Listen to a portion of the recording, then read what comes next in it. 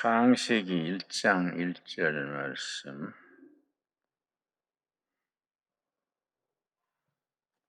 우리가 너무나 잘 아는 말씀이지만은 그 속에 담긴 깊이가 무궁무진합니다. 태초에 하나님이 천지를 창조하시니라. 창조한다는 말이 히브리어에는 바라입니다. 바라. 태초에 하나님이 천지를 바라하시니라. 그 바라란 단어가 성경에서 히브리어로 두 가지 경우에 쓰입니다. 거기에 의미가 있습니다. 바라는 첫째는 산모가 아기를 출산할 때 바랍니다. 산모가 아기를 출산할 때 목숨 걸고 출산하지요.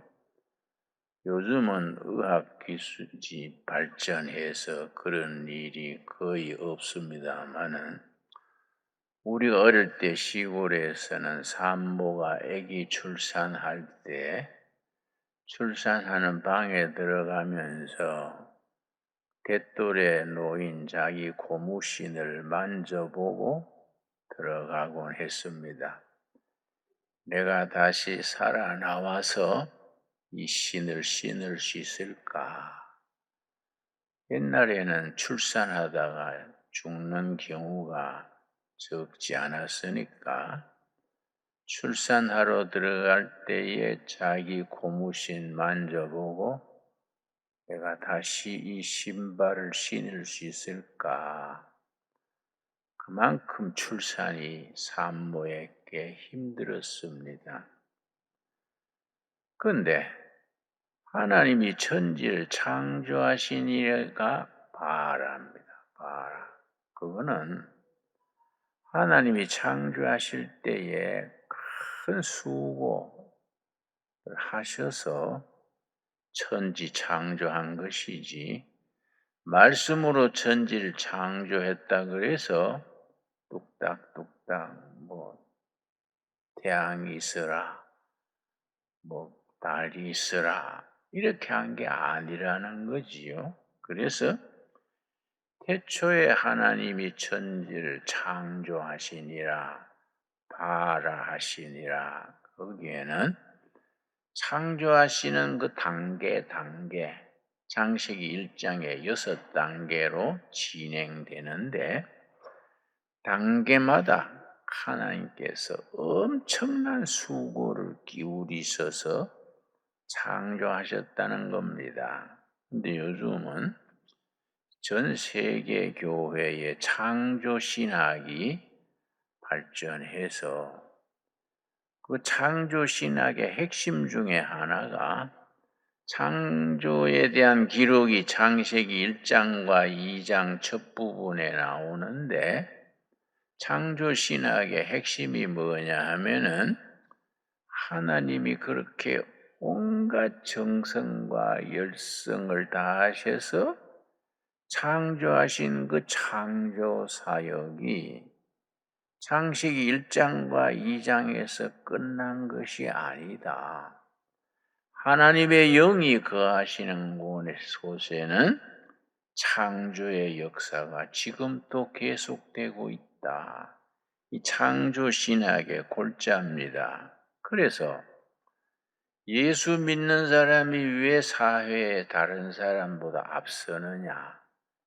창조하신 하나님의 영, 그 성령을 받고 세상 사람보다가 창조적인 사람이 되고 창조적인 그 상상력을 갖춘 사람들이 되기 때문에 신앙생활을 제대로 하는 사람은 항상 앞서게 돼 있습니다. 서점에 가면은 테크노 헤게모니란 제목의 책이 있습니다. 테크노 헤게모니. 테크나라지 더하기 헤게모니 두 단어를 합친 단어가 테크노 헤게모니인데 테크나라지는 기술, 헤게모니는 주도권, 기술 주도권이라는 제목이 되지요. 그런데 그 책의 핵심이 뭐냐 하면은 어느 시대나 세계 역사에 앞장서서 이끌어가는 헤게모니를 가진 국가가 있다. 어떤 나라가 그 시대 세계를 이끌어가는 헤게모니를 잡게 되느냐? 테크나라지. 기술을 최고로 가진 나라가 세계사의 선두에 서서 세계를 이끌어간다. 그래서 거기 흐름이 있는데 그 책에서는 세계 역사를 돌아볼 때에 그 사이클이 100년 단위로 움직인다는 겁니다. 영국이 100년 잡고 독일이 100년 헤게모니를 발휘하고 공산주의가 등장했다가 100년 남짓이 사라져가고 그러고 미국이 또 100년을 잡고 그런데 그 헤게모니, 테크노 헤게모니를 쓴 저자는 일본 과학자인데 미국 다음에는 일본일 것이다. 그렇게 썼습니다마는 그 사람의 예측이 틀렸지요. 미국 쪽에서 그 미국의 브레인들이 대단합니다. 특별히 주위시 유대인 브레인들이 미국의 장래에 대한 설계를 하고 세계의 주도권, 이니시아티브를 발휘하기 위해서 전략을 발전시킵니다. 그래서 일본이 미국을 이기려고 앞서니까 미국이 그걸 깔아앉혔지요. 그래서 일본이 30년간에 잃어버린 30년 그럽니다. 미국이 일본을 주저앉혀 버리니까 지금은 일본이 어떻게 됐느냐? 한국보다 뒤져 있습니다. 포브스라는 미국 잡지에서 2달 전에 전 세계를 이끌어가는 그 국력, 강대국의 순서를 매겼는데 1등은 미국, 2등은 중국, 3등이 러시아, 4등이 영국, 5등이 독일, 6등이 코리아예요. 대한민국이요. 7등은 프랑스, 일본은 8등이요. 8등. 9등은 사우디아라비아, 10등은 이스라엘. 그렇게 발표를 하니 일본 사람들이 열받은 거예요. 무슨 소리야? 우리 식민지 지배받던 대한민국이 우리보다 앞섰어? 말도 아니다 이거.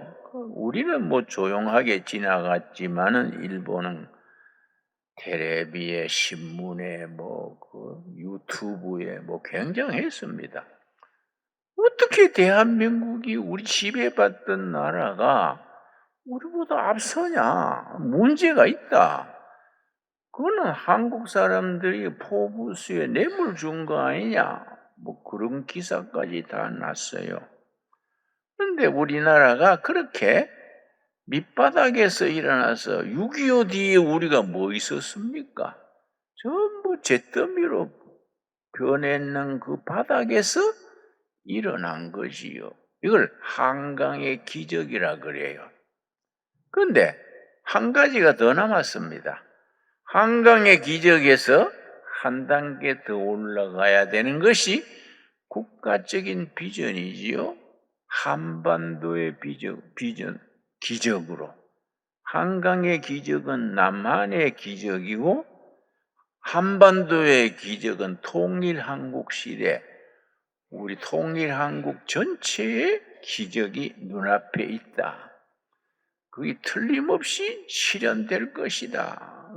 세계적인 석학과 정치적인 흐름이 통일한국 시대는 2030년 앞뒤로 이루어질 것이다. 세계적인 그건 공통된 의견입니다. 그러면 통일한국이 대한민국 헌법으로 통일이 돼가지고 그다음 전 세계의 강력한 국가로 대두된다. 이게 이제 전문가들이 보는 견해입니다. 근데 어떻게 그래 되느냐? 한국이 그렇게 될 수 있었던 이유가 뭐냐? 그게 프로테스탄트 철치. 한국은 개신교가 왕성해서 개신교가 교인들이 교회에서 설교 듣고 성경 공부하고 구역 활동하고 남전도회, 여전도회 이런 활동을 해서 창조정신, 상상력을 교회 생활에서 배우게 된다는 겁니다. 성경을 읽고 성령의 감동을 받고 영감을 받는 것이 영적 상상력을 기르게 되고 창조정신을 발전하게 된다. 그래서 우리 교회는, 한국 교회는 우리나라의 과거와 현재와 미래에 대해서 긍지, 자부심을 가져야 돼요.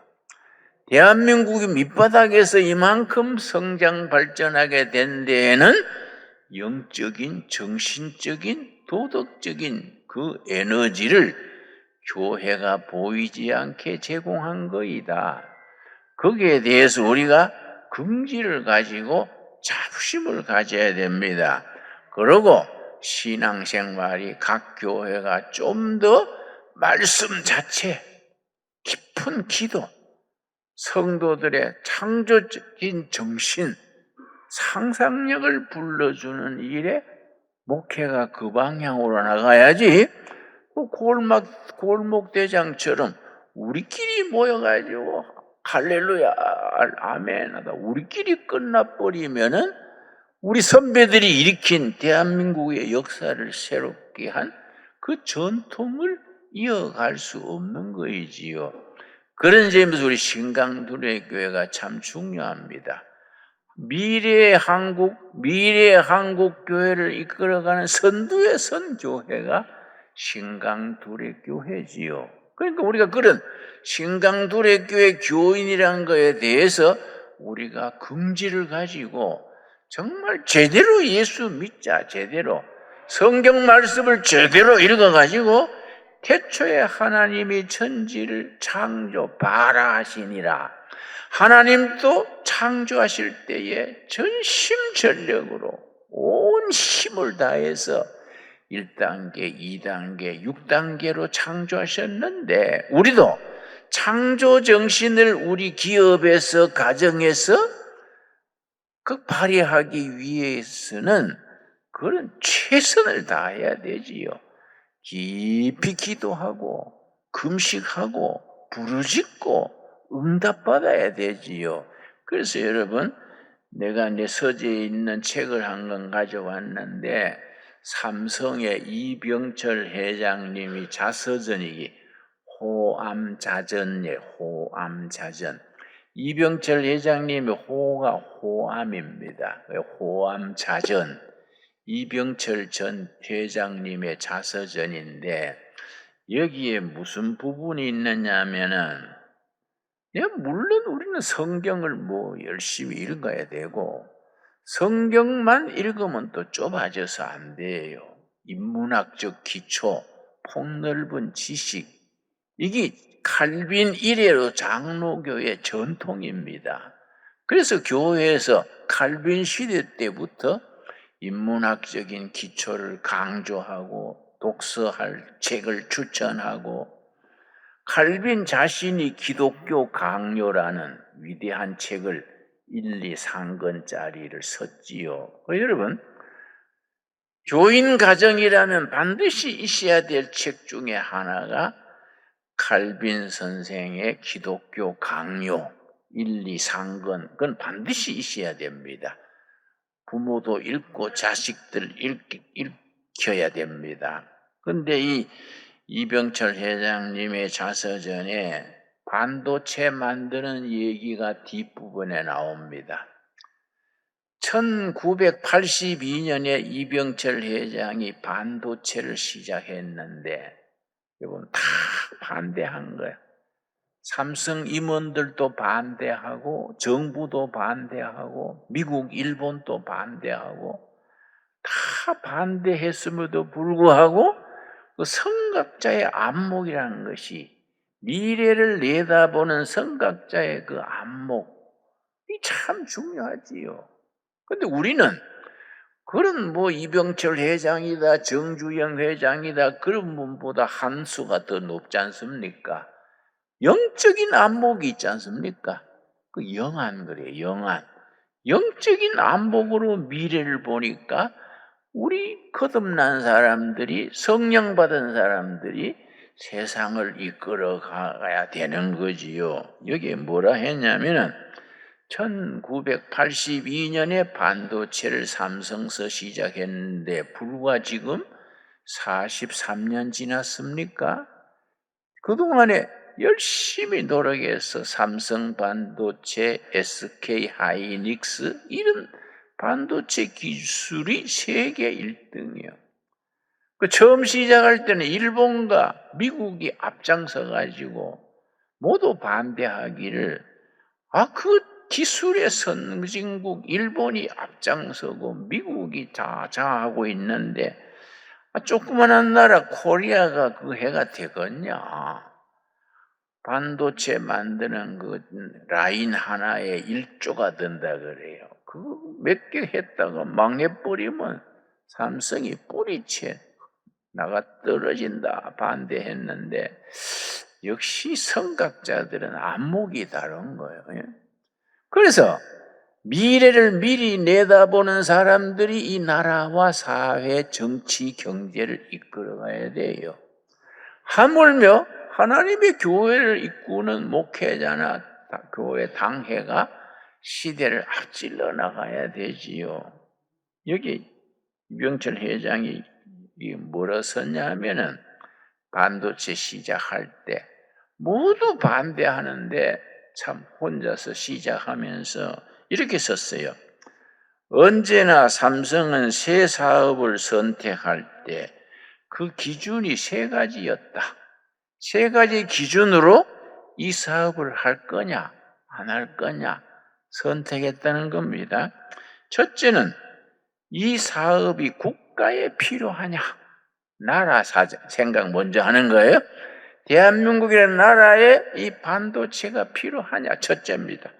둘째 뭐냐면 국민들에게 유익을 주느냐, 국민들의 이해, 국민들한테 유익을 주느냐, 고용을 증대하고 경제를 발전시키는 국민에게 유익하냐. 세 번째, 세계 시장에서 경쟁할 수 있느냐.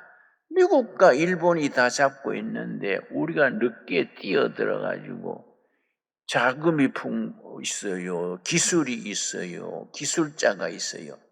근데 국제 경쟁에서 이길 수 있느냐? 거기에서 참 심사숙고해서 뭐라고 썼냐면은 이 기준에 견주어 현 단계의 국가적 과제는 산업의 쌀이며 21세기를 개척할 산업 혁신의 핵인 반도체를 개발해야 한다고 나는 판단했다. 반도체가 미래의 쌀이다. 그리고 산업 혁신의 핵심이 반도체이기 때문에 나는 시작했다. 그러고서 뭐라고 썼냐면은 그러나 난제는 너무나 많다. 한국이 미국과 일본의 기술 수준을 따라갈 수 있을까? 막대한 투자 재원을 마련할 수 있을까? 혁신의 속도가 너무 빨라서 제품의 사이클, 반도체는 2년마다 3년마다 새 기술이 나와야 되니까 그걸 우리가 따라갈 수 있을까? 그렇게 고민하고 고민해서 자기가 도전했다. 그렇게 도전해서 지금 43년 지난 지금 세계 1등이 된 거 아닙니까? 여러분, 우리는 그런 경제적인 선각자들 뿐 아니라 우리는 하나님의 창조 역사를 믿는 사람들입니다. 깊이 기도하면은 하나님이 상상력을 주시고 하나님께서 길을 인도하신다는 것을 확신히 믿어야 됩니다. 여러분, 그래서 우리 민수기서 14장 보겠습니다. 민수기. 우리의 생각과 기도와 우리가 고민하는 것이 얼마나 중요하냐. 민수기 14장. 하나님께서 분명히 말씀하십니다. 민수기 14장 28절 말씀에 바란 광야에서 하나님께서 백성들에게 이르시는 말씀입니다. 민수기 14장 28절. 그들에게 이르기를 하나님께서 바란 광야에서 이스라엘 백성들에게 말씀하시기를 여호와의 말씀에 내 삶을 두고 맹세하노라. 우리식으로 표현하면은 내 목숨 걸고 말한다. 하나님이 그렇게 표현하는 겁니다. 내 목숨 걸고 말한다. 너희 말이 내 귀에 들린 대로 내가 너희에게 행하겠다.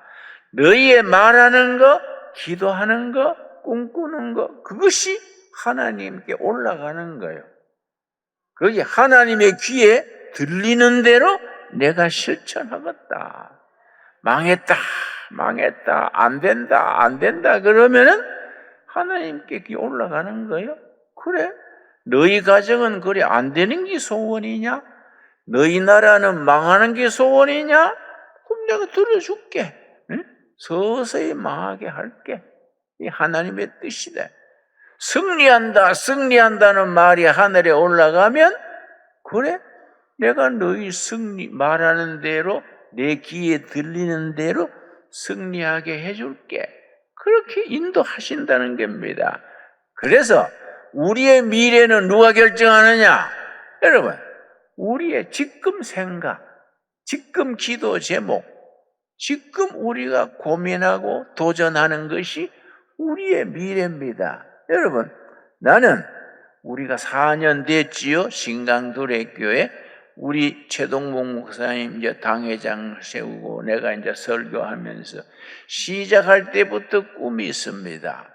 우리가 늦게 시작하는 교회지만은 10년, 20년 뒤에는 대한민국 교회를 주도하는 아까 말씀드린 대로 헤게모니를 잡는 교회가 될 것이다.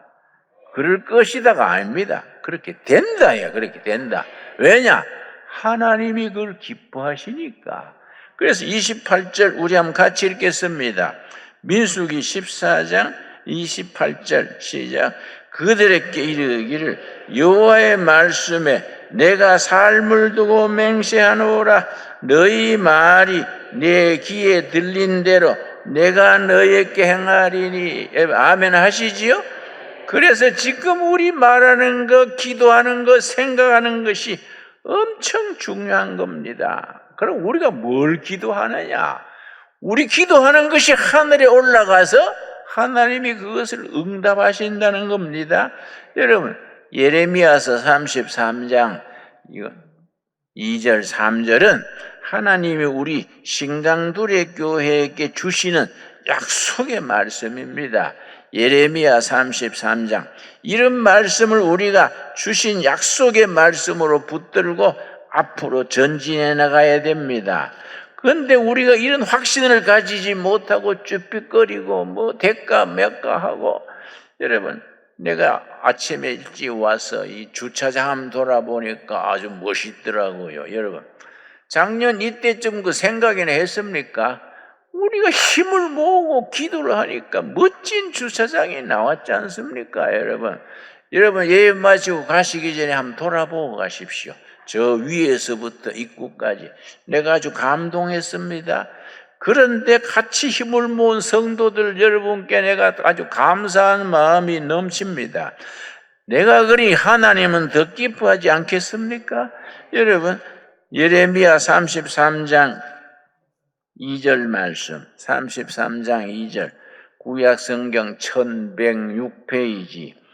일을 행하시는 여호와, 그것을 만들며 성취하시는 여호와. 이 말을 바꾸면은 역사 속에서, 일 속에서 행동하시는 여호와. 법당에 부처님 모셔놓고 절하듯이 그런 하나님은 성경에는 없습니다. 우리의 삶의 현장에서, 역사의 현장에서 행동하시는 하나님. 그래서 사도행전이 뭡니까? 사도행전이 영어로 act입니다. X. 성령께서 초대교회 사도들을 통해서 액션하신 기록, 사도행전이요. 그러니까 사도행전이 28장으로 되어 있는데 사도행전이 28장으로 끝난 게 아니다.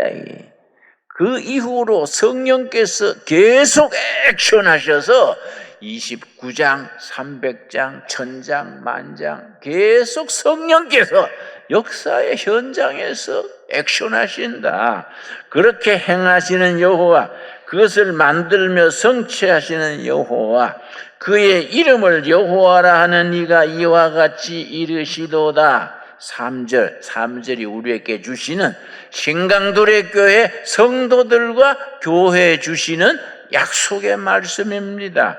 너는 내게 부르짖어라, 내가 너에게 응답하겠고. 아멘 하십니까? 부르짖어라, 내가 응답한다.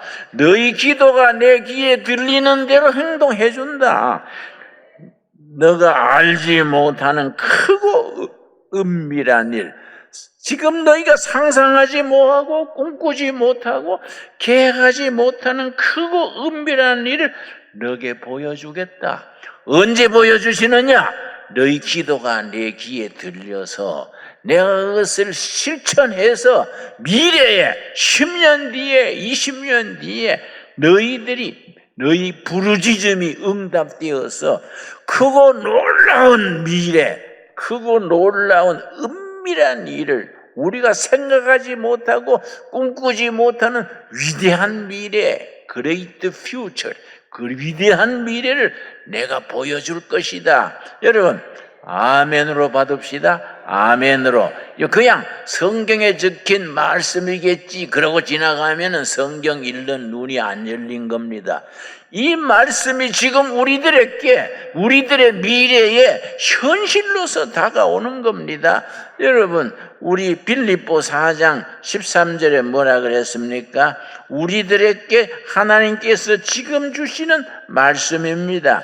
우리가 그런 비전을 품고 그런 기도 응답받는다는 확신을 가지고 신앙생활을 해야 됩니다.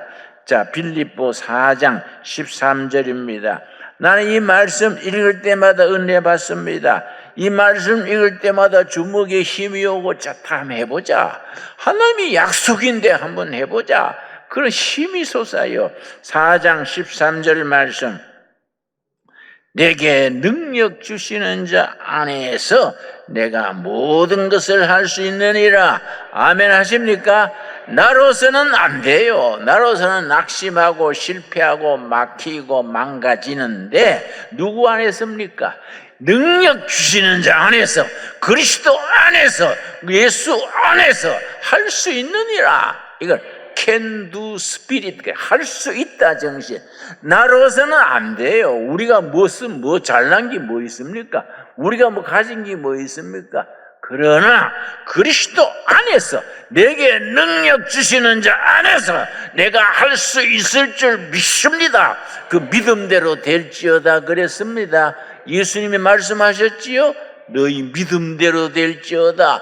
적게 믿으면 적게 되고 크게 믿으면 크게 되고, 우리가 뜨거운 가슴으로 믿는 그대로 하나님께서 이루어 주신다는 겁니다. 내게 능력 주시는 자 안에서 내가 모든 것을 할 수 있느니라. 아멘 하시지요? 우리가 가슴을 열고 아멘으로 이걸 받아들여야 됩니다. 오늘 읽은 본문 말씀 보면은 마태복음 10장 11절입니다. 마태복음 10장 11절. 나는 성경에 이런 말씀이 너무 귀하고 이런 말씀 읽으면 정말로 나는 대학 시절에 철학했기 때문에 유교를 공부했습니다. 그러고 대학 시절에 삐딱해가지고 절에 2-3년 따라다녔습니다. 그 내가 지금 연부를 하면요, 앵간한 주지스님 뺨친다 그래요. 그런데 내가 거쳐봤는데, 여러분, 복음에 당할 수가 없어요. 차원이 다릅니다. 차원이. 성경 말씀은요, 질적 수준이 다릅니다. 여러분, 11장, 마태복음 10장 11절 말씀.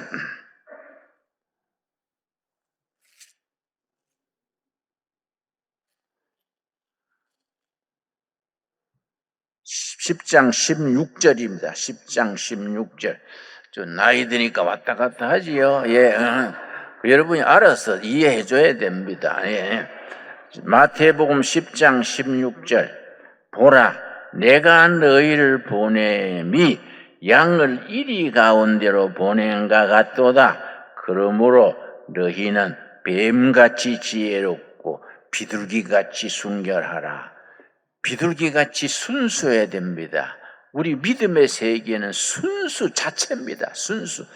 하나님의 계시의 말씀의 순수함으로 복음적인 신앙을 가져야 되지요. 그러나 그것만 가지면 안 돼요. 뱀 같은 지혜가 있어야 된다. 이걸 전략이래. 전략이 있어야 돼. 전략을 가지고 이 난세를 헤쳐나가야지. 순수하기만 하면은 방에 앉아서 쪼다가 돼버려. 그죠? 방에 앉아가지고 아이고 불쌍히 여겨주시옵소서. 골방에 앉아가 울면서 불쌍히 여겨주시오. 그럼 성령님이 야 불쌍은 절에 있어. 뭐 불쌍 찾냐? 응? 네가 나가서 행동해라. 왜냐? 하나님이 앞장서서 행동하신다. 여러분, 너희가 부르짖고 실천하면 내가 너희 편이다. 아멘 하시지요? 여러분, 그런 순수한 신앙과 뱀 같은 전략을 가지고 이 세상에서 우리가 빛을 드러내는 우리 신앙이 되어질 수 있게 되기 바랍니다. 기도하겠습니다. 하나님 감사합니다. 주님이 우리에게 일러주시는 말씀, 너희는 비둘기같이 순결하고 뱀같이 지혜로우라 하였습니다.